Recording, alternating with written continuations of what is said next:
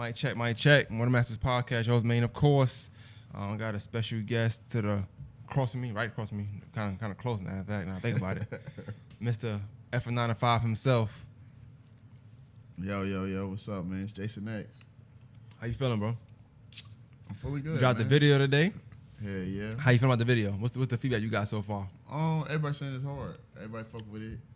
They like the visuals. How you feeling about it? I think it's dope. We put a lot of work in on that shit. But now if I'm not mistaken, you shot it yourself pretty much. So how was that? Because you're not a director, so what was the process like for that for you? Very tedious. I had to get multiple people to help me shoot it. You helped me shot it. Multiple people helped me direct, came up with extra scenes and stuff.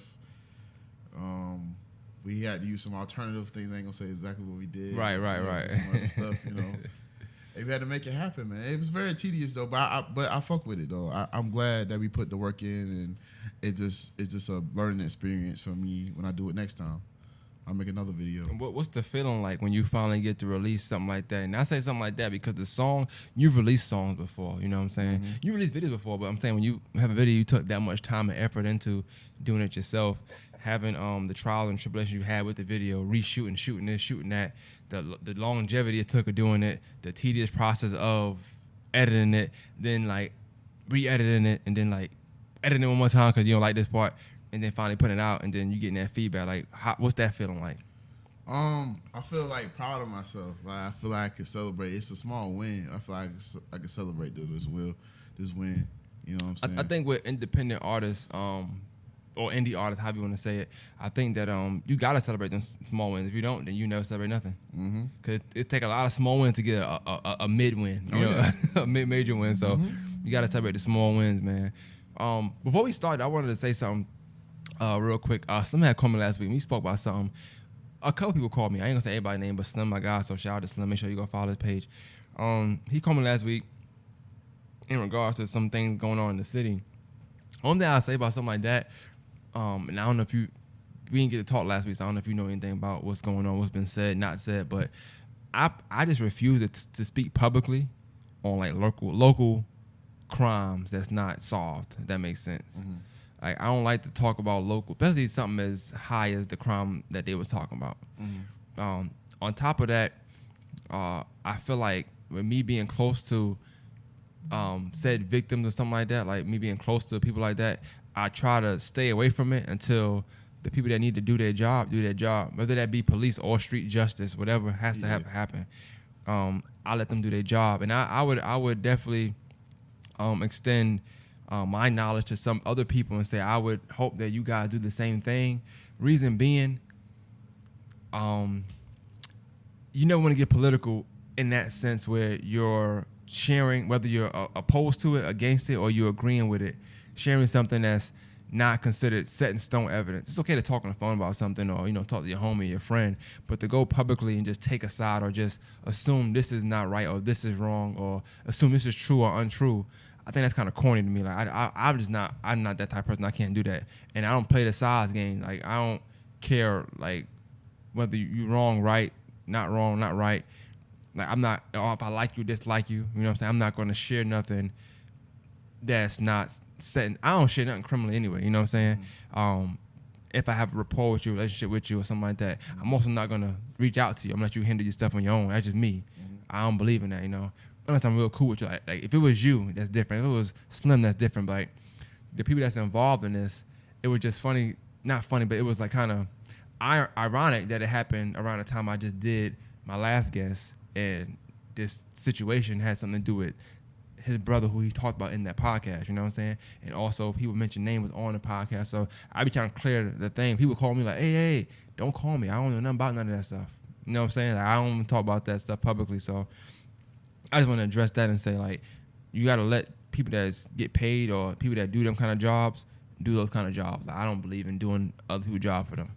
And I think when you on social media, when you sharing stuff, or when you caping for somebody, or you extend to somebody's defense, and without knowing information, you know what I'm saying? You take a side at that point. Mm-hmm. And I refuse to do that. I'm always in the middle. I'm always neutral, because that it ain't got nothing to do with me. I'm neutral in things that ain't my business. That's me minding my business. Me being on one side is minding that person's business. On this side, I'm minding that person's business. I'm in the middle. I'm neutral, and I let things play out how they put to play out. That's just me. I would advise everybody to do the same, especially in media. All right. So enough of that. Let's talk about this real quick before we get into the 9 to 5 thing too. What you think about the Lakers, bro? I see a lot of people talking about Lakers, Westbrook, and not liking it. So I want your take on that, because we ain't speaking in a minute, man. I ain't speak to you about it in a minute, man. Yeah, niggas been busy, bro. Niggas have been busy. Hey, man. But, It's hard out there. I like it. I like the Westbrook trade. Kendrick Perkins, you know, he says the wildest shit. He got to keep his job, bro. He be wilding. He got to keep his job. You know that. He taking the Skip Bayless part, but anyway, that's neither here nor there. But he said his take about how people were saying all this bad shit about the Lakers and the Westbrook trade, and he pointed out in Miami, Dwayne Wade wasn't the best shooter himself. He wasn't like airing that bitch out. He wasn't Ray Allen. Right. Out this motherfucker. Nor was LeBron. They could shoot. They could get it done. But they wasn't out here, you know what I'm saying, spraying shit. And they just made it work by getting to the rim, by having excellent defense. You know what I'm saying? So that's the same thing I see happening now. Like, I can see that, like, LeBron moving up. So, like, probably power forward. They already said that possibly that's what they told him to make the deal happen. AD going to the 5. And then you just have LeBron be in a score mode. He ain't really got to facilitate like that. You let Westbrook facilitate between them. They got to have at least 2 shooters, though. Like, in the shooting guard, small forward spot, you had 2 knockdown shooters. Should be perfect. I think. It could work out fine. I think it's gonna work out. I'm gonna say that first. I don't know about that particular how you got it, but I don't see nothing necessarily wrong with that. Besides the fact that I don't want Westbrook being the point guard, running gunner. We not doing that. I'm sorry. All right, that's number 1. Number 2, how I look at it different. I do think it's gonna work out. Yeah. I do think AD gonna go to the 5 because he just has to do that. I don't see LeBron going to the 4 for like a long period of time. Maybe on certain spots in the game, I can see that. But I do think you still need LeBron to facilitate, because granted, he's not a point guard. He's still a top 5 point guard in the league, if that makes sense. So I want to make sure I say that on LeBron, and his IQ, you can't have him be power forward with that IQ. I think at that point, you mismanaging the team. I do think in practice and with them working together, Westbrook will become a better guard as far as court vision. Yeah. He's going to become a better player as far as decision making. All right, I don't expect him to be Westbrook with KD. He's gonna be Westbrook with LeBron. Kyrie Irving became a better decision making player with LeBron. Anthony Davis became better with LeBron. Like, these are people that come better. I think that LeBron's gonna bring that to the table and have that like, you know, shower off him and onto Westbrook and them. They are gonna have to get some shooters. I've seen some people in the free agency. I think Danny Green's there. I don't think he come back to LA because of them depth threats he was getting when he was missing shots. Yeah. But I wouldn't mind him because he plays defense. The other one is JJ Redick that's open. I would take him too, but he don't play defense. They got as Wayne well. Ellington. Who? Wayne Ellington. He's nice. Knockdown shooter. He's nice. I also think they're gonna have to look into D-League stuff. They got a reason too. Oh, they got a reason today. You show me that one guy. What was that? They just got. What's his buddy name again? He used to play for the Hawks. Kent Bazemore. I like Kent Bazemore, but he didn't do anything since he's left Atlanta. So yeah, I don't know how he's gonna be with the basic. Lakers. Yeah. But I think Lakers are good. I don't see them having a problem. I think people are worried too much. Like, this is my main takeaway from this. If you told me at any point, you know, I didn't want Westbrook, I wanted Lillard. But if you told me, hey, listen, we can get Westbrook, or we can pay Dennis Schroeder $150 million. I'm gonna say, hey, listen, whatever you gotta do to not pay this man that money to be a Laker, give it. He can get the money, just not from the Lakers. Yeah. I don't care what team give it to him, just not the Lakers. Yeah. The Lakers, it's a legacy team. It's people kill to be a Laker. You know what I'm saying? That's why LeBron went. It wasn't nothing to do with Kobe. It's being a Laker. That's a NBA face team. The Celtics and the Lakers. If you're looking at the top, like, 4, I won't say like top 5 scorers all time, you got Magic Johnson up there. You got Kareem up there. You got LeBron, Kobe. Like, Well, if we talking like top 5, like of best players, 4 of them could be Lakers if you wanted to. Everybody want to come to the show. 4 or 5 of them could be. I'm not paying somebody like Dennis Schroeder $150 million to say, "Hey, be a part of the show." That's not what Lakers do. Yeah. It's not what Lakers do. The only people that make them kind of demands are players like LeBron, Kobe, Shaq, even AD. You know what I'm saying? And I'm not gonna lie, I would think twice before I pay AD $150 million. But that's just me because he's injury prone. But Dennis Schroeder, he's a great point guard. He's an amazing point guard. I give it to him. Not $150 million worth for the Lakers. The nigga came in, didn't even put the jersey on yet, and said, "Yo, I'm not coming off the bench." Who? Schroeder. I'm not coming off the bench. I did that at OKC. I did that in Atlanta. I'm not coming off the bench. I couldn't knock him for that because at the time that roster, nobody had nobody better than Dennis Schroeder at a guard. At a point guard though. LeBron just played point guard. Yeah, but I know Dennis Schroeder's still gonna be in the 5. He's not gonna not be in the 5. You know what I'm saying? Because they're gonna take turns. Like LeBron not gonna play point guard the whole game. Mm-hmm. So you need a guard out there still. For LeBron, I'm a big fan of his, but he take plays off. He does take plays off, and I think that's why you had a point guard in there. You know what I'm saying? Mo Williams is a great point guard. LeBron still make sure he handle the ball. He's a usage player. He has to be in. Great point guard? What, Mo Williams? Mm-hmm. I mean, he's great in the sense of what he did with the Cavs. They had a great run. Okay. Great in his great role. Great percentages, Great yeah. for his role. Okay. He just in the playoffs, like most players with LeBron for some reason, they ass. I don't know what it is, but players turn ass in the playoffs with LeBron. I don't know what it is. Got Jordan Clarkson. I would say this: LeBron has a knack for creating great players or make players better, but he also has a knack of sometimes I think carrying a load so much that players get used to it and they get lazy. Okay, I can rock with that. And I think Jordan Clarkson was the one that I'm with LeBron, so I'm good. You know what I'm saying? Instead of working in the game to be who you are right now. You know what I'm saying? But also it could be in the NBA, it's a lot of politics. It could be something where you just mad. You don't like LeBron. Not everybody gonna like him. You know what I'm saying? It's kind of like you. Like everybody not gonna like you, but everybody might be cool with you. You know what I'm saying? It's gonna be somebody that don't like you for whatever. They might want your spot. Yeah. Ronnie Hood, Clarkson. They want to be. They just came play. They came from team where they were the man. Now they're playing on good. Go back to NBA. You got some great players that play on some ass team. That's why they look like great players. But then you put them on a good team and they're like a very regular fucking player. Clarkson, Ronnie Hood. But Clarkson, he does a great job now playing in the NBA. But if he played in Lakers right now, he probably wouldn't be that Clarkson. Yeah, I can see that. And that comes from like players like your usage. Like some players need to put up 10, 15 shots to get 12 or 15 points. Then you got some players that can get that in 4 shots. I.e. your JJ Reddick's, your 3-point specialist. So it depends what team you want. You know what I'm saying? Depends what team you want. But picking of basketball, so I Diamond, I hate to bring him up, but I had to bring him up. He had posted something, and I wanted to ask your opinion on that because he said, well, I ain't gonna get into what he said, but he made a post about Chris Paul. Yeah. And he said, let me see, let me go to his post real quick. It says, 4 years, $120 million. Chris Paul signed.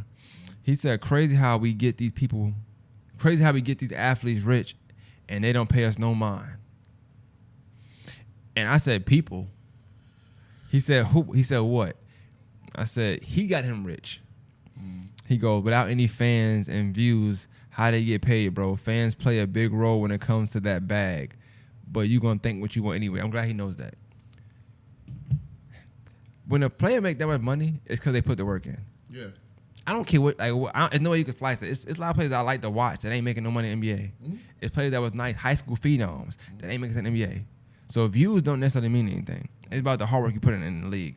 I thought that was odd. I think if people that think like him, and it got me thinking about, like at work, which we gonna get 9 to 5 doing this way, but like at work where people be like, you might work at a company and the customer say, man, I pay your paycheck, as if like when they pay $14.47, everything he paid is rationed out to each associate that day. That's not how it works. You know what I'm saying? Like, no, I'm working because I'm a good worker. I do what I gotta do. You paying $15, it's not going to my check. It's going to Lowe's. Lowe's is paying me. That's how it works. Same thing with NBA. I don't know. When people say stuff like that, like the fans got him that money. No, he's Chris Paul. He earned every bit of that $120 million. Yeah. Just not in the finals, but he earned it. You know what I'm saying? I don't know. That always gets me thinking, like people having that American mindset that like we give these people something. No, they work hard for what they got. Like that's how it goes. You don't make it in the NBA by people. You make it by busting everybody's ass and putting the hard work in. he basically saying Chris Paul is taking the taxpayers' dollars and making it rain and shit, and he not acknowledging the people that paid them taxes. That's what I don't know. Maybe he want to hug from Chris Paul. Ain't no telling, bro. He said they I pay don't us know, no bro. mind. Like, what they supposed to pay us? He said They play basketball and you watch He it. dap him up at the Peace Jam, bro. That's probably what it is. That's what it was. But that's the thing. It's a relationship. Like, you play basketball, I watch it. I like to entertain you, entertain me. Yeah. Cool. Nothing I do is paying you. Mm-hmm. I don't think I went to an NBA game and I don't know how long. I ain't paid no money in years. I don't got NBA TV. So, I don't know what damn talking about. I just be watching it on the fucking TV, if that. Yeah, Like, I'm watching not on the going to stream no or game. I don't go something. crazy about it. Yeah. But speaking of the working and stuff, working aspect, so you're single 9 to 5. I do want to touch on that. Probably get some other stuff too. We done talked about it a few times because I've been through the process, been here. Tell people, like, you ain't gotta tell them all your story, but this initially, like, why you even thought of coming up with the song "Fucking 9 to 5"? Like, where does that even come from? It just come from wanting to be independent, like just working all these different jobs I had going on, and I keep having like some crazy ass experience. Well, not crazy ass experience, but just experiences I don't rock with, I don't fuck with. What make you say F the 9 to 5? Like, what was the 9 to 5 to you? Like, I know we talk about it, but like in your opinion, like, would it be? Is it necessarily a career, or is it something like? I mean, it could be. It's a job that I don't own. Like, somebody's still telling me what to do. I'm not in control of my destiny. I'm just getting paid by somebody else. And I got to do whatever they say. Around this time, I got to be there whenever they say to be there. This, that, and third. And, yeah, I'm tired of that. So, that's basically what I'm trying to... What about it makes you tired? Like, is it the waking up whenever you got to wake up, or not being in charge of your own schedule? You basically not in charge of your life for, like, 8 to 9 hours, basically. You can do. I mean, you can go. I mean, technically, you're not in charge, but low key, you still there. Like, you still could quit. Yeah. But you need to get paid. So in order to get that money, you are not in charge. You know what I'm saying? You got somebody else controlling you for 8, 9 hours besides to lunch, and that's the only time period. And you just doing what somebody else wants you to do. When you're creative or you got something else going, you really could be doing something else. You could really be out there living life. You know what I'm saying? Or making even more money. You know what I'm saying? Than $12 an hour. $12 an hour. You there for 8 hours. You Give or get, take, like, yeah. What? Fucking $72? $72? $72, $81 probably a day. This, that, and third, and then you could be making a lot more than that if you really, depending on what your dream is and what your career or whatever you want to do, you could actually own and make more money than that in a day. So what do you like? What's your take on like people that don't work? That like they don't work. They want to be creative. But what if they need money to fund that though? I mean, like I know the song say effort, but I'm saying like, what's your take on something like that? Like. Well, when I say it's an attitude. It's not saying I'm not gonna work. It's more of an attitude. That's exactly what I'm trying to say. Like, it's not when I say fucking 9 to 5. I'm not saying quit. Like, quit your job. So tell it to the camera. Don't tell it to me. When I say fucking 9 to 5, I'm not saying you can't work a 9 to 5 or you need to quit your 9 to 5 right there and then, and you know what I'm saying, go home this and third. Because I know some people ain't built like that. Some people don't like, you know what I'm saying, not talking shit, but like. Some people not built like that. Some people don't have the mindset to be like their own boss and shit. Some people like to be told what to do, or they like to have somebody else handle that shit for them. So a 9 to 5 is, for some people. But I'm saying, like, far as that being the only thing you depend on in your life for your income and shit, and your life revolving around a 9 to 5, fucking 9 to 5, like, go get some other residual income, you know what I'm saying, outside of that job. You know so it would be equivalent to like, sometimes people be like F that job, but they still go and clock in, they still go to work. It's just an attitude, a mindset of like, it's not mine. Yeah. You know what I'm saying? Almost like if there's a problem somewhere, you're like, fuck, they ain't got nothing to do with me. Yeah. Like that's how you feel when you're not at the job because they ain't got nothing to do with you at that point. Yeah. And basically don't let it be your end game. You know what I'm saying? Like, if you lost that 9 to 5. But I can understand what you're saying, though. Like, from 9 to 5, like, technically speaking, you feel, no, you're not. I'm going to say, no, you're not. But you feel like you're a slave because, like, from 9 to 5, you can be told to do this. When you gonna go lunch, you might be hungry at 10. You can go lunch at 12. Yeah. You know what I'm saying? So it just I get the attitude. I like the song first of all. I thought it was dope how you kind of told stories. The show who gives you that Oh, you all right? Yeah, keep your 9 to 5 now, fuck with you. But can't do that 9 to 5 now. They fire you for that. but I think it's dope that within each of them verses, I think if I'm saying it correctly, those are real experience you had at real jobs. Yes. You kind of just pinned it to. It's all real. It's not even fabricated in any sense. All of it is real. Yeah. After you might have cut back on some of the stuff you probably could have said. Yes, basically, yeah. So out of all the verses, what beat from verse 1, verse 2, verse all of them being jobs, which verse was your worst job in your opinion? I'll say the first one. And why? Cause you know what I'm saying, doing all that extra shit I was doing, doing manager shit,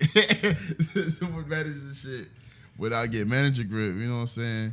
Can you explain that line? So you said in the line, if I'm mistaken, you said niggas asking me for manager shit, ain't getting manager grip. Yeah, how the fuck I'm doing manager shit and I getting manager grip? Sit on their ass all day and I can't stand for this shit. Yeah, basically I was doing duties that the managers were supposed to be doing. Managers is up here. Yeah. But you were getting like first level entry pay. Yeah. I'm getting $7.25. And they sitting down, just sitting like they like, yo, one hit a day? Yeah, they cooling, they back there eating Burger King and shit on their phone. They up top and shit. And you up there sweating. Yes. Not taking lunch. Hiding in the bathroom. Yes.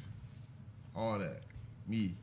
But do you think do you think your experience, do you think that it's dope that you had these experiences so you can have the attitude? Because some people like me, I don't have an experience where I feel like I was quote unquote used. So I also don't have an F a 9 to 5 attitude. I just, I'll get it by any means pretty much type deal. But do you think that your experience with how you worked and work in certain places led you to have that kind of attitude towards corporate America? Yes, definitely. Like it shaped me to, not want to depend on it and get my own thing. Cause it's like, yeah, I'm tired of this, but it's like, damn, I gotta do it. I still gotta go in there. So it was like, I need to get something else going. So if I don't feel like doing it, I don't feel like going to 9 to 5, I don't feel like listening to what this person said, I could just go do whatever I feel like doing personally. Well, I'm glad you said that. Because life's short. I didn't send you this question, but I have a question for you. In a perfect world, what would Juan do to say fucking 9 to 5 in a perfect world? It's music. What would you do? Like everybody do music. There's a lot of niggas doing music. They ain't doing nothing. So like, I want to like in a perfect world, what would you be doing? I need to know numbers, all this stuff. Like, what you gonna be doing to have you say F 9 to 5? What would you be doing in place of that? Well, selling these beats, doing features, going on tour when everything opened up for real. But yeah, going on tour, selling beats, doing merch, directing videos. Shit, probably doing photography, fucking editing videos, shit. So just cover art, all things like media kind of related. You want to do media, art, and media, all of that. But how long in life did you want to do stuff like this? Like, when did this come? It started early on, when I was like 7. When I was like 7, I wrote like my first rap. You remember it? No, I don't remember it. But this nigga. I remember was I wrote my first rap, and my name was JSG, which is my initials. Okay. And then for the S, it was a $, so it was J$G. And I ain't want nobody to see it. I wound up balling it up, putting it in trash and shit. And then I didn't like write my next rap until like later on when I got in middle school. And shit. I always wanted to do it, just like I didn't know how. What made you not want to try to go to a school like for arts then, like Davidson or? I mean, I wanted to, but then I wanted to be one of my friends. That was from You wanted to do hood rat thing with your friends. I got you. Yeah. I wanted to be with my friends, and none of my friends was going to Davidson. It's all good. It's all good, bro. It's all good. I played trombone too. I didn't know that. Yeah. You can play it still? Yeah, I still could. You might want to get Karen, go to the band, man. Go downtown every Sunday. It heard it popping downtown now, man. I ain't ready for that, man. Candlelight jazz, as they say, is popping right now, bro. I heard, man. Nah, people I people gotta been be actually honest. tagging me saying you need to come, but I can't come to places where like it's crowded now because what I'm gonna do there now? Mm-hmm. You know, I don't like people like that, man. Mm-hmm. COVID, you ain't got that. But shout out to Karen Gordon, you know, all y'all good people over there. Urban Pro Weekly. But aside from that, like, you know, with the music, what you think the current music scene is right now in Augusta? Because you're an artist in Augusta, like, what the music scene look like to you? As far as what you know, 'cause I know you're not in versed. tune with all the artists in the city. You kind of do your own thing. But like, as far as the last year you've been making music, what's the pros and cons to just the climate out here? I'm talking about from last time we did Culture Fest till right now. Well, just me personally, cause like I do be in my own bubble and shit. I don't be fucking with everybody like that. It just seems like if don't nobody know you, it's kind of hard to get in there. You got to make some connections and shit. Cause like you can have some fire shit, but nobody know you. It's not getting played. Like where it need to be, it's not getting shown. You're not getting invited to certain areas. Me personally, I'm saying personally, because they might not be the same experience. For I'm looking at the camera. else. I'm trying to get the time. I'm not like not agreeing. I'm I just know saying, I'll I'm play a just lot. saying, Yeah. So like we be cool. Like me saying nothing wild, but it's like just me personally. I feel it's like that, cause I'm technically just starting out, even though I've been making music since I was in 11th grade when I dropped my first song. And shit, I was like 18, 19 years old when I dropped my first song on SoundCloud. So I've been doing it for a minute, but it's just like now I feel like I'm just getting started like with my shit. Like the level that is at now. I feel like all up until like probably 2019, all up until 2019 was like a practice run. And then now this is like me actually dropping my shit, you know what I'm saying? I'm dropping You it changed your hair. You getting serious now, Everything. man. Yeah. Change the image. Yeah. But one thing I'll say about with the climate of Augusta, I feel like this is a city you got to kind of take it. You can't like you can't rely on connections because even those connections don't be connections sometimes. You got to take it. You know what I'm saying? You got to actually make people listen to it one by one. I think that's what I found. I know music is different from podcasting, but you gotta take each listener one by one, and hopefully sometimes with doing that and pacing yourself, you'll get 5 here or 6 there or 7 there, depending on who you brush shoulders with or you know what I'm saying, who you do your things with. But I definitely feel like people feel like this is a city or a climate where people support popularity over talent. And my only issue when people feel or say that sometimes is you're assuming that everybody that's successful or that's getting support is not talented but popular. Mm-hmm. So That's exactly what it sounds like. and I always feel like, at least for me, somebody like you might say I'm popular. I might not feel that way. But my sister always say I'm lying when I say that. So let's say I am popular. I don't feel like people support it or people support more than the masses because I'm popular. I feel like I'm popular because people support it more than the masses. If that makes sense. Yeah. I don't feel like a couple years, like Karen Gordon didn't know me from nowhere. You know what I'm saying? The people I know that actually matter in the city didn't necessarily know me. You know what I'm saying? I mean, I gotta give credit to my brother. He did a lot of stuff, but I'm not necessarily a basketball, connoisseur. You got to take it. Like, and I took them all for basketball. Some of my best podcasts, I get feedback from people that play basketball. It's not about basketball. It's about somebody else I did. You know what I'm saying? But you got to use that. So if I know a lot of that basketball realm, I get who I can in to listen to it. But I'm gonna talk about something else. That's why I always branch out and do different things. But what worked for me might not work for you, and vice versa. With rap, I think music obviously is kind of hard because sometimes even though I say it's not popular, it's about talent.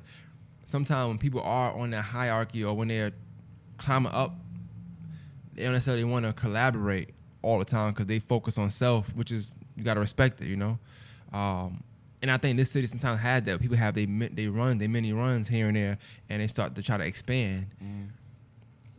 And I think that Augusta can make this city a musical city, artsy city, if we put more behind all the art and all the music, not just one, not just rap, not just R&B, not just jazz, but all of them. And it's strength in numbers. That's how I feel. So, but podcasting is a big podcast boom now. There's a lot of podcasts in the city, but you and I know. People normally say me and Slim is the top one. That's what they say. But it's the consistency we put in. It's not that we just 1,000% better. Maybe. Now I don't know. You know what I'm saying? I'm just talking. I don't know for real. I might get mad, but it's a lot of inconsistency that in podcasting. You know what I'm saying? But I feel like people that consistently put out music, that consistently promote themselves, that consistently do all that stuff, they get talked about. Yeah. You know, and it's about consistency, because that's what's gonna make you popular. Nobody gets popular off one fight. Yeah. Unless they just really just knocking it out. You know what I'm saying? Normally you done beat plenty of ass, and niggas like, you know what? Don't fuck with him. That's a fighter. It's consistency. You know what I'm saying? You can't win one, lose one, win one, lose one. Nah, niggas don't talk about you. Yeah, he a little shaky. That's how it goes, though. And I think with music, it's kind of the same way, in the sense of you got to branch out. With men and music, it's kind of hard because it's egos. We all got egos. So, an artist may not want to do a song with you, maybe because his ego is like, I'm here. I'm doing something with him for. Yeah. You might not want to do a song with the artist because he's like, his ego too big. I ain't got time for that. So it's a lot of testosterone and ego with that too. You know what I'm saying? You laughing. I know you laughing, but I don't mean it in that way. But I mean that's for real. That's how it happens. You know? Yeah. You speaking facts. That's definitely and- how it be. And when music is so intimate and sensitive that it can cause you to not want to interact with people, depending on y'all first impression of each other or y'all first encounter with each other. Just a simple message might be like, oh, I ain't messing with this nigga now. What you talking about? What does this mean? Or I ain't messing with her. What she talking? What does this mean? Or not reading and not responding, even though they might be busy. You know what I'm saying? It's so much that can go into like people not working together in the city that sometimes the odds are already stacked against the city to be a musical town regardless. In Atlanta, they can not like each other. They still gonna do a song with each other. That's how you get people that, oh damn, baby, the top rapper in the game, he went to school with a little young thug. That's because they don't care about that. They trying to get to the bag. They trying to get to the money. You can't have it down here. He's like, I went to school with that nigga. He's corny. Yeah. And why are we saying this? Let's not let the rest of the world know this. How about that? Let's push to do what we gonna do. You don't hear them in Atlanta talking about that. Even if his mind is corny, they don't talk like. They don't be like, oh, that nigga's corny. I went to school with him. They be like, I went to school with him. Yeah. That's I ain't gonna say like their names, but niggas that's on the label together that don't like each other don't be outright say they don't like each other. you can't. That mess the money up. Yeah. But like I said, it gotta be. My thing with this city or just a city in general, you gotta have one common goal. And the common goal is to make the city to be respected for arts, music. We gotta respect it for arts, music first. And if we don't do it, then nobody else gonna do it. That's just point in period. But enough of that, man. I like talking rap, but and now I'm talking to my friend now. You know what I'm saying? What's good? How you been? You good? I've been good, man. I want to talk about the shot, bro. I don't know if you want to talk about it or not, but we got something to talk about with the shot. I want you rated 1 to 10 this season, bro. And I apologize. I had to apologize to Warren, y'all. I brought you in on this show.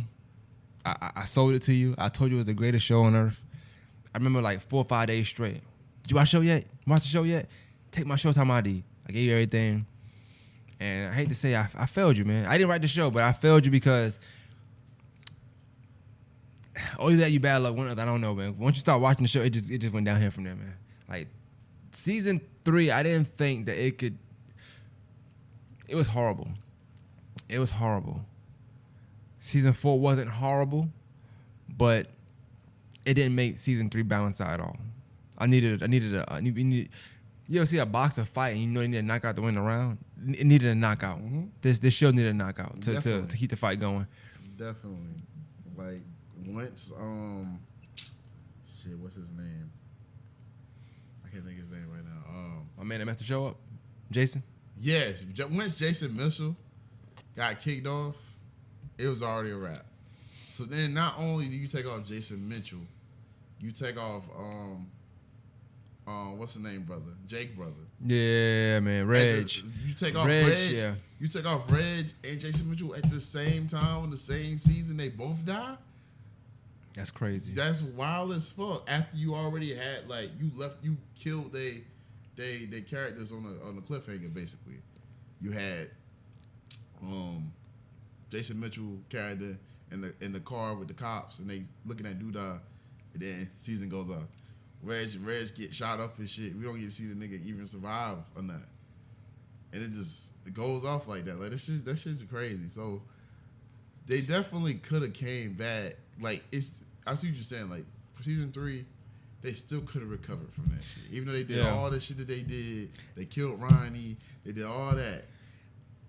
They still could recover, and they fucking dropped the ball. I think every show can have one bad season. I'm okay with one bad season because it's spotty. So it's certain episodes in season 3 that I did like.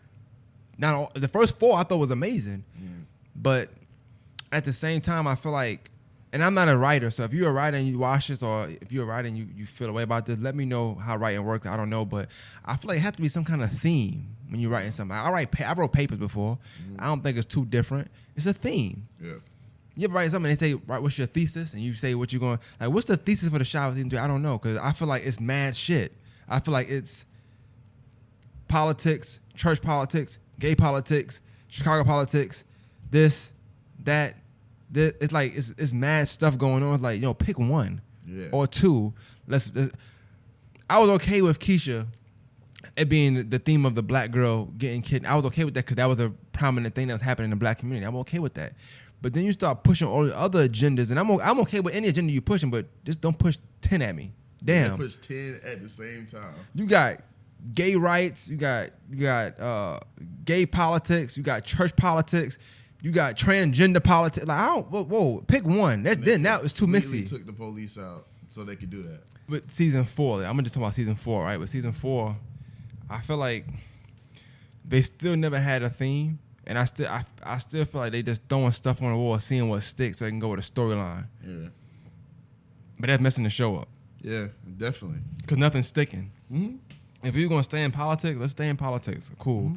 And I'm okay with them not even having an abundance of violence, because I grew up in a city where it was the number one murder state and all that stuff, and you don't always see all violence. Those are just numbers, you don't always see all violence. It's just a lot of violence going on. So I'm okay with that for the Chi. Them not necessarily having like the drill scene and stuff in there. Cool. But we gotta have something that represents Chicago. You know what I'm saying? Like, I don't see no rappers in Chicago. Some of the best musicians of all time. Yeah.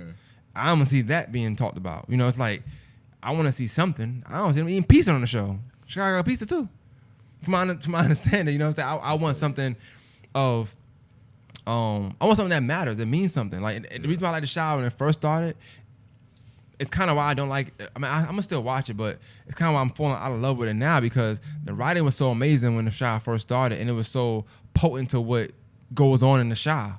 It started off with somebody getting killed, and I'm trying to figure out why this boy got killed, and it was for no reason, really. That's what hooked me in. I was like, damn. And it's like, crazy. How you go from that to trying to figure out what's your next theme, to where now the boy who got killed, his mom is on his whole other campaign now. The mayor is doing whatever now. I mean, you swap brothers. You swap the gangster brother everybody liked for the brother that's like a woman, man. I don't know the term. I don't want to get into that. I guess transgender. I'm gonna let you say that. I don't know, and I'm okay with that. Yeah, because he's still tough. You know what I'm saying? But this whole season, this season is like a soap opera. It's definitely. It don't give me no chills of like, oh, this might happen. Like, oh, this might happen. I'm not even thinking. I'm just watching it to watch it and enjoy the show. Cause I still enjoy the show. Don't get me wrong. I still enjoy the show. I'm wondering, where did season 1 and 2 go? Like, what writers do we have 1 and 2 that we don't have now, that y'all don't have now, that's making the show turn out this way? I don't get it. Y'all sure Tyler Perry wasn't over there helping them write on this season? I don't know, man. Like, Lena, Lena, I feel like Tyler Perry was there. She did her own thing. Tyler Perry was involved. I feel like because it's feeling real soft drama-ish, Like his own, I can see that too. I don't watch them shows on OWN, so definitely I can see that too, because I be want to turn sometimes. The BET type shit. That's what I'm thinking. I'm thinking like maybe the show going to BET and going from Showtime. I don't know. BET ain't black owned no more, so BET ain't even black owned, so it wouldn't bother me. They sharing the Bryan Cranston show. They actually got a whole channel. Who? Showtime and BET together. Well, the Shaw might be make his way on there. Yeah, I can see it. I can see that. Be even veering away from like, because some things I want to get into this. Some things that I did see that I think we could have kept going on was Kev him having a abusing alcohol, substance abuse problem as a teenager. I thought that was something they could have harped on more. We could have kept that going, that theme going. Emmett and Tiff relationship I thought was cool. Emmett is definitely a sucker. Tiff is definitely trash. I did think, I know you probably feel a way about this too. I did think that they probably they could have went deeper into the whole cancer theme with his mom. I felt like that was kind of cheesy how they did that. It was everywhere. It was spotty. It didn't make no sense.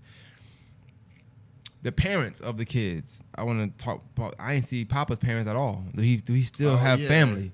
Yeah, he was the sole family oriented one. I didn't see him around family at all in the season. So it's some of the things they could have wrote about and touched on. I feel like Lala was barely in the second half of the season. She barely was in it. I seen her like once or twice in the show. I forgot she was on the show.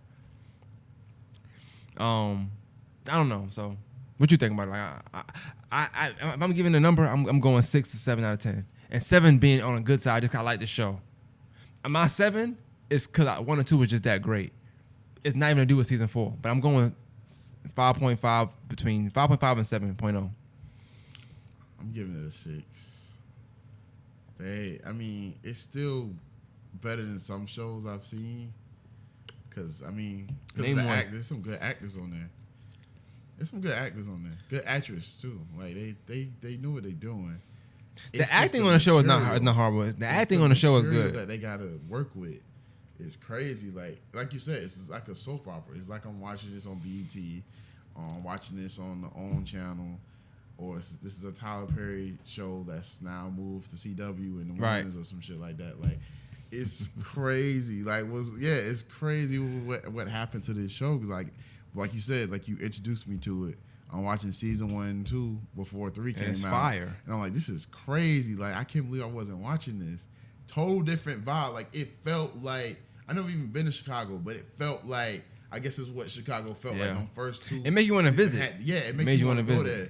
Like, that whole vibe. Like, he had the taco truck and everything. Even the way it's shot is differently now. Like, the way it's shot, it don't give me that effect of it's real. Yeah, it definitely feel like show vibes. Yeah, and I don't like that. Like it's not giving me. You would never think it's on Showtime. Like HBO shows feel like HBO shows. Showtime shows feel like Showtime shows. This feel like it's supposed to be on another channel. And so I'm funny. It's ironic you say that about them sharing channel because maybe they trying to transition the show to somewhere else because it don't seem like a Showtime show. It'll probably be on there. If they even come out with a season 5, it'll probably be on the Showtime BET channel. I'm calling it. And I like I said, I like the shot. I even felt like if they just paid more attention to the kids and have the kids have their own thing, I was cool with that. That would be dope. I would like to see a Jake storyline, just Jake, a Kevin storyline, just Kevin and Papa, just Papa, and we go revolve around that. I like Emmett too, though. You know what I'm saying? I liked it, but it's just like you can only fit so much in 60 minutes. I'm assuming, but we gotta have some kind of direction. Like if it was a car, you knew it kind of literally everywhere. It's certain scenes you see where you won't even see that scene again to the next episode. Like it starts in minute 14, and you don't see it again to minute 13 of the next show, and it's like, oh, y'all ain't never move. Y'all still on the couch. So, I think that it's some positive to the show. Of course, I'm not trying to sit here and diss it. Like positive to me is like I think that, and I've said it plenty of times. I think the show has probably the best music on this show, like the best music on the show, like. Yeah. Music you hearing, you know what I'm saying? In-show music. Their soundtrack is amazing. Sometimes the way it's shot, showing scenes of Chicago, well, before, I want them to bring that back, of showing scenes of Chicago, like how it look. I think that's dope. I would like them to incorporate real life stuff. Like we hear about shootings in Chicago where babies getting killed. Yeah. Or I want that, like that'll bring real. Like if you're going, I hate to say it, but I know you're trying to make the shot have this other side of it. Like let's not talk about Chirac, but you might need to bring that part in it. What's still happening? What was the point of having Vic Mensa on the show? Yeah, his character was. It pissed me off, bro. I understand he's from Chicago, but that was a force. That's one of them things you forcing that now. They must have Ye on the next or Common on the next. They had Common on there. Shumpert, man. They got Iman Shumpert. He from Chicago? He's from Oak Hill, Illinois, but I guess that's around Chicago. So let me drink on that. But yeah.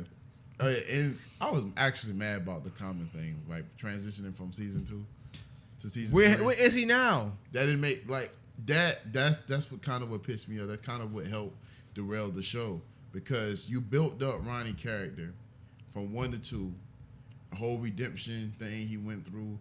He's working with Common at the what were they, Muslim? Yeah. And they helping at the center and they giving out plates and all this stuff. He go see his dad like the last time we see Ronnie. Then season 3, this nigga homeless, this nigga drinking again. All that shit went away, and then they build him up doing the same. Damn near the same thing happens again, just with Papa Dad. You wanna be honest with you, bro? I'm gonna tell you. All right. I know what it is, people. I know what it is. Now I know what it is. I know when the shot went left. Like I knew when the shot was like, you know how like you go downhill. Yeah. I know when it really was like. Phew. What? It was the minute they let Ronnie save Keisha. I said, that's some bullshit. That was some bullshit. Oh man. Don't get me wrong. I was happy she didn't pass away or TV show type shit. In real life. It wouldn't happen like that, bro. We heard of one story where a neighbor saved the day and it went viral. Yeah. A couple years ago in Cleveland, I believe it was something like that. Oh, you talking about the ladies? The guy that yeah. So I guess this is where they got this. This is the shot. It's not the Cleveland. It's not the land. Not the land. It's not the land. Like, come on, bro. Like, Shout out to Nas. that's when it was. When Ronnie saved, I should have known that the shot was about to be the shit. And like the shot. God. But the show. So the show. I'm watching still. I mean, it's what I'm watching. I'm definitely out. Nah, I'm watching that. I barely watched it. Am I anticipating anything? No, but when you go to like a show, you just watch it, bro. Like it just happened. Like especially one of them shows that it gonna take a year to come back anyway. Who's to say what's gonna be on TV in a year? The way it's looking, I don't know if you're gonna be around a year. The COVID is going crazy. It's coming back with part 2. So I don't know. But I want to talk about Tiffany character, man, and Emmett. Could you be Emmett? You think you could be Emmett? Hell no. Could you tell your girl like, you know what, it's okay. You know she cheated. She went out, got drunk. I guess it's with the nigga she was messing with that he knows about because it was upfront with it, and he made her eggs the next morning. And the thing is, he already knew about this nigga from season 3. I'm guessing when she was selling weed, they already showed the nigga, and the way he was looking at her then, kind of like, oh, something there. But she wasn't fucking with a nigga. But I don't know. At first, I was thinking like maybe this is his karma from him fucking with what's the name character. Oh, you one of them niggas? Go ahead. That's what I was thinking, but then I'm like, nah, because he literally stopped. He's a changed person. When he put that ring on her finger, he literally became a total different person. Basically. Now you talking? Because he's a totally different person. I'm be honest with you though. I did that before we got married. That's some old shit. Why are you doing this now? Did you always want to do this? And this is like the thing that give you I think permission it was to go ahead and like, oh, let's wild out. Like, I mean, when I say she's trash, I'm joking in a sense. She is trash, but I'm joking in a sense like I don't think she's like a horrible person. No, they both young. They had kids young. Yeah. I think she said 16. They don't look like about 5. She's about 20, 21, 22. They are kind of young. I don't know about Emmett. Emmett a little older because he was in high school. He was young. He was older when we first met him anyway. Regardless of the fact though, when I'm saying trash, I'm just saying in the sense of like, when you say the karma, I understand that because it goes around, comes around, and I guess it's one of them things of men can't take out what they can't take what they dish out, which is fine. This is a common thing. Everybody know that. Yes, that's a real thing. We know that. yeah. But when I say she was trash, people were coming saying like, no, he did this, he did this, he did that. He was trash too. I'm not saying he's not trash, but she's been trash in season 1. If you remember season 1, Oh yeah, she had a whole other nigga. And was beating the nigga. Yes, exactly. He thought that she was getting beat with a kid, and he came in there and she was whooping his ass. So that's what I'm talking about. I'm not people talking about season 3 and 4. I've been watching this from season 1, so I'm talking about from a minute ago. You know what I'm saying? And then she was still with the other nigga. Remember that in the season that he ended up smashing, so they got back together. I'm guessing. I'm assuming. So it's not that she can't mess around. Like we've seen it before with him. You know. My only thing is, like I said, I think that he's at a point where he ready with her though. So I don't know how it's gonna work now because that's who he wanted to be with. But he probably realized it too late. That's the theme too. Sometimes you realize too late, and that's cool. That don't stop it from being trash. They don't stop it from being trash. They both was trash. But at this very moment, he's not trash. Yeah. She is. That's all I'm saying. I'm not to women out there. I'm never saying that what she's doing. I don't understand. I don't see it. But apparently, like I said, she don't want to be married, so she shouldn't have said yeah. Yeah. I always feel like that, man. But I'm always be more critical when you marry because you don't have to get married. That's a choice. You don't have to do it. You can say no. And then I probably said another thing. I'm not really trying to compare it, but kind of am at the same time.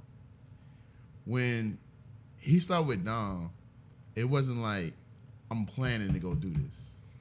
It kind of just happened in that kitchen. When she told the nigga like, "Yo, like I'm done," is that in third? And you go fuck Iman Shumpert? You wildin'. Yeah, that was you funny. He said Marsha, but yeah, You planned that. But I knew that when she said, no, I know she said let's not say never. That she was gonna keep messing with either old boy. She probably still would do that, or she was gonna do her own thing. Cause like I said, she's coming to herself. She got her own business now.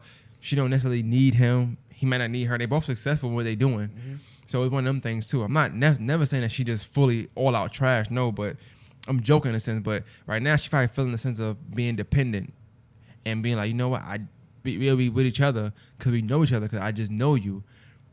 That's all she probably knew as a unit, you know. She may need to just be single for a while, and that's perfectly fine. But he want to be married, so y'all just don't do it, you know, and go about your own way. But now I'm joking when I say she tries to cook. I think they both, when you look at the character development, they both at the age. He's a little older, it seemed like, so he probably ready for that because of what he got going on and things dealing with his mom. But like I said, I'm big on, like, I always tell you this. I feel like a lot of times, just because your life stops, somebody else's life don't stop. So yeah, he might be hurt because his mom's, and he probably trying to be more family oriented now because he probably felt like he wasted a lot of time and he finally got stuff right. Probably never thought he was gonna be in this position that he's in now, and he's in it. So he's trying to do right by it. And she just kind of living life. Her life not stopping. It don't look like she got any family issues or no, not issues, but she don't she don't have no big family support system. So maybe she's not family oriented like him either. So, but one of the good episodes I did see in this season, what I will say is when Emmett, his dad, and his mom had that dinner. I thought that was dope. I can appreciate that because, like I said, sometimes when you come up in single parent homes, you really don't see no healthiness of that. So that even if you older, just to see it, also another reason why he probably pushing to be family oriented. Yeah. Remember, his dad wasn't there. Remember, in seasons he saw his dad being with that woman that he was with, being married and taking care of all the other stuff. He's like, damn, I talk all this shit about my dad, but he taking care of business, which I think has also helped him as character development start to take care of business and do his own thing. Obviously, when you out there like that, you can't just stop in one day and be like, okay, I ain't messing no more. If you messing with 6, 7, 8 different girls, you're not gonna stop in one day, bro. Like, you're not gonna do that. And I'm not saying that I'm not giving him a pass for what he did either. He was trash too, but like I said, he's not trash right now. She'd happen to be because she could have said no. Yeah. I'm sorry. If I get married, I'm not sharing, bro. I'm not. Yeah. It's not even a conversation. Yeah, it's not a conversation. Like, we're not doing. Yeah, I'm sorry. I can't. I just can't be a sucker. I'm sorry. I've never been one. I've never been a sucker. Even if I'm talking to you, like, depending on what rules I got going on, like, 'cause with women, at least for me, if I'm dealing with women, it's certain rules, it's certain things I'm okay with, and depending on how I look at you, how I'm viewing you. If I'm kind of like being possessive, then no, I'm not about to let you know whatever. But if we just got a relationship where we not on like that, that's not really sucker stuff. That's just it is what it is. But when you, depending on what plateau you put that woman on that you're dealing with, you're gonna have certain rules for certain things. And I would assume your wife, the person that you plan to be with for life, you don't want to share with some nigga. And then I don't know if you've seen it, but the crazy part about the episode, she asked him, she's like, what would you do if I left Emmett for you? And he was like, why would you do that? I'm not your, he said, yeah, she said, I'm your nigga. I'm not your husband. You know what I'm saying? Like, but I was real. She's like, yeah, you call me when you got a flat or when you got a homegirl that's in jail and they need bond, or when your nigga fucking up, that's when you call me. I'm not your husband. Mm-hmm. And I'm not trying to be. That's what he was saying. I'm not trying to be. And that just let me know, like, homie. okay, cool. She don't know what she want because she respected what he said. She was like, okay, it makes sense. And that's just the blatant truth. Like, nigga, we fucking. That's it. I personally wanted to slap the nigga, and he basically was like, "Yo, you can go get dick from this nigga, that nigga, da da da. I'm the only one know how to make your eggs." Yeah, he's out of pocket for that, bro. That probably the most sucker shit I've seen all year. Ever heard. I didn't see like niggas tweet some I want to get that on the shirt or some shit, but like that, actually hearing that, it was like, ugh. I think I want to get on the shirt and give it to every sucker I know. I think that's what I'm gonna do. I'm gonna start with work first. I think I got 3 shirts for people. Okay. Definitely. Yeah. Rocking with that. Well, I want to end it talking about real quick the Dipset and D Block. We got the verses. What you think? What's your predictions? I personally feel like people don't care about it enough. I think those are 2 New York groups, and New York is not the They've end. been promoting the fuck out of this though. People should. I think it's an era Not too much. it's an era that's gonna care about it. I think this is that 2000. I'm gonna say 99, 97, 98 era. It's about 05, 06, 07 era. Maybe that 10-year gap. I say 98. I'm gonna say 97 to 2009 era. That's what's gonna care about it because those are kind of 2000s groups. You know what I'm saying? D Block and Dipset. Late 90s. I don't think the South likes Dipset though because of their colors and what they brought to the game. But I do feel like people are underestimating D Block. If I had to pick one off just thinking, I would pick Dipset just off the rip because I know how the music made me feel with certain time periods and stuff like that. But D Block done been through some eras, and they got when you start thinking about songs like "We Gonna Make It," 24 Hours to Live, All About the Benjamins, For the Love, like that beat, like when you think of me, you think of the hardest, who, what, when. That's just crazy to me. That's why like Jadakiss is why, like, you know what I'm saying? They got The some K-I-double-S. I don't know, like Kiss could rap, but then you got the you still got Dipset. They got some stuff too. Like to me, you got Hey Ma, you got Cameron, you got his joints. You got Joel's with Mike Check and his joints. Jim Jones with his. I like Some Miami. I'm a big Some Miami fan. Him and Trey Songz. Jim got new shit out, like new. I know, verses yeah, and shit. but I He don't snapping. want to hear that. I don't want to hear that. I don't want to hear no new stuff. No new stuff. Classics, bro. Matter of Just fact, the it should be a rule, and like, don't come bringing new music. That's not what it's for. Promote that shit after the verses. Let's have a good time with these 20 songs. I feel it. I don't know if D Block got 20 songs that's gonna like withstand 20 Dipset songs though. I'm thinking about it. Cause 24 Hours to Live, We Gonna Make It. What else? So they gonna have to. Okay, it depends on how this plan go though. Are they coming from their individual bags? Can their individual bags be implemented? I feel like it should though. Why not? If they implement, I feel like when you think of Cam, you think of Dipset. When you think of Joel, when I think of Kiss, I think of D Block. Because if we mix the shit in, Long as they on the song. Jada can throw in some Knock Yourself Out and shit with Pharrell and shit. Okay, Knock Yourself Out. Then Cam play Hey Ma. Like I don't. Oh boy. Like no, nothing beat old boy. Nothing gonna beat old boy. Down and Out and shit. Nothing beating Down and Out. Yeah. I think the production level of Dipset was always been so potent that just on the production side alone, you gonna start feeling like, oh no, like you gonna go crazy when that song come on. Imagine they bring Ye out. Oh man, I know you gonna go crazy because you love Ye. Promotion.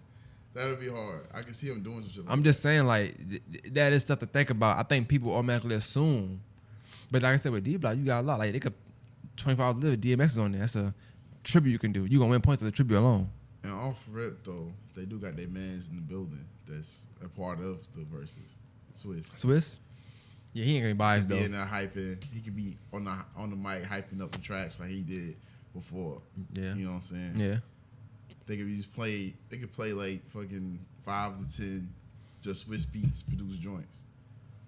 Rough Rider type shit. And I think Kiss and Swiss got a few joints together. Damn, you know they do got old songs like you. You got that song with Ron Osley back in the day they had with Cassidy on there. I think Kiss is on there. Mm-hmm. Can I get a witness? Or something like that. Yeah, they got some joints. They got some joints. But I do think like just me thinking about musically though, I think Dipset got a lot of stuff that people gonna like even if they don't know it because their production have always been top tier quality. Their sample game is crazy. I don't know if we just playing top 20 hits or top hits or singles, but they have funny skits. They got you got Cameron and Jay-Z got Welcome to New York City. What if they bring that out? You know, what if Hov was to come out? It's so much stuff that Dipset can do that I think D-Block might not be able to do yet because they don't have no Hov features. They don't have no Ye features. No. The Locks. Well, they got songs where they've been on there and it's DMX been on there. Reservoir Dogs? What song? No. I'm pretty sure they got a song together. I don't know. Do your research, baby. Do your Googles. I don't think so. But I think that all in all, I don't think people are looking. People not talking about the verses enough for me. That's what I'm saying. I think that. Yeah, we got Blackout. They got Blackout on the song DMX go? album. I can't remember right. Is they gonna win around? I can play it. Go ahead. Is they gonna win around though? Oh fuck! I thought you had YouTube with no ads. I'm on the wrong way. Oh. Who started this off?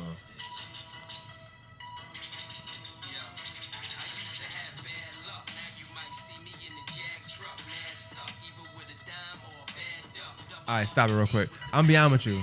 Kids going crazy on there, but in the verses in this day, I just don't think that's gonna. That ain't it. That ain't it. But you already said that ain't it though, bro. Crowd not gonna watch it. Yeah, it's gonna be a moment for them. That's gonna be more so for them and then that crowd too. But you know, like I said, it's a new day and age. So like people want to see that. Now, as long as the people from that era is watching and cool, all right, cool. That's all I'm thinking, and that beat is fire. Kiss is fire on that song. I remember now. I just don't know. You want a song that's gonna win. I don't know what that's winning. The hits. You know any Dipset songs? All three of them. 3 what songs? No, all. No, I'm just saying any songs with Dipset like Mic Check 1 2. That's beating that. Mic Check 1 2 1 2. Ballin' is beating that. Some Miami is beating that. Old Boy is beating that. Hey Ma is beating that. Down Now is beating that. And these are just their singles. They got songs together. You got Get Crunk Music, Get Drunk Stupid. I forgot how that song go, but it depends. But I feel like it depends on what they play though. If this is a response to something else that they play, it could win. It's all you got to be strategic. It depends on what they play. You got to be strategic with it. I think it's more room for error with Dipset than D-Block. D-Block has to be strategic. Dipset can play what they want to play. Yeah, they can play whatever. Dipset got 20 songs you can play right now with like fuck it. Play something else. I think so. That's just me. I could be wrong. Jules, play Run It with Chris Brown. Go ahead. Would that count? Imagine nah. That'd be crazy. This gotta be a gritty type, street type. You know what I'm saying? Type of vibe. Okay, bet. Nah, yeah, I couldn't see that. I couldn't see. I can't even see. I can't even see. Come out, Sardis. I don't want to see Chris Brown. I can't even see. Kiss and Styles because they got a J-Lo verse on Jenny from the Block. Oh. I can't see them doing that. Like that's not. It's not the time for that. Yeah. It's not time for that. You know what I'm saying? You don't think that would be hard, bro? I want the street anthem. I want the street anthem. I want the anthems. Batman come out there. Who? Her and Batman. Ben Affleck. You stupid. And then they gonna bring J-Lo. Yeah. J-Lo, and then Cam gonna bring Mariah Carey. You know he got Mariah Carey's story. Shit. That'll be crazy. No, it won't. That's gonna be ass. That'll be crazy. It's gonna be ass. Yeah, she lip sync instead of singing. That should be hard, bro. Wasn't Cameron on that Bone Crusher remix? Till she outside of the club and yeah, he's like so front, back, side to side. Yeah, Cameron is on the remix. Yeah, he's on the remix. Cause he's the first person that really. That's why I'm saying he got some southern joint he could throw in there too. I think this got a wider range of variety to play. So I think they're gonna win to like the masses. Yeah. But I think New York people are really gonna determine that particular verses. But I don't think enough people care about that verses. Just me personally. Yeah. But yeah, that's all I had. I ain't had nothing to talk about, bro. I ain't had that much to talk. I do want you to tell them when they can find their music at though. All right, yo. You can find the new video at Jason X That's Jason Dash X. You can find it on YouTube. You can find the song out. You can find the song on Apple Music, Tidal, Spotify, YouTube, Audio Mac. It's everywhere. So yeah, Deezer, all that. I don't know if people use Deezer, but it's on there. Yeah. All right, You man. can find me on Instagram. I love you, Jace. That's Jase, and you can find me on Twitter. I love you, Jace. Jase. So yeah. All right, man. Don't quit your job, but say fuck the 9 to 5, man. Fuck it, 9 to 5. Get your bread though. Get your But bread. fuck the 9 to 5. Get your bread.